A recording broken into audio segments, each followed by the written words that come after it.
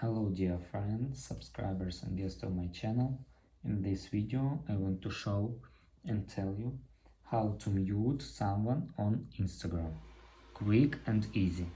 Please put your like, subscribe to my channel and share this video with your friends. Let's get started. First we need to go to Instagram. After that we need to go to any following account.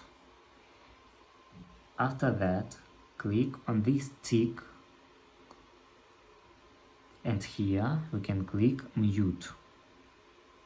Here we can choose what we want to mute: posts, stories and notes.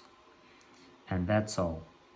If you enjoyed this video and found it helpful, please put your like, subscribe to my channel, share this video with your friends, and bye bye everyone. See you later.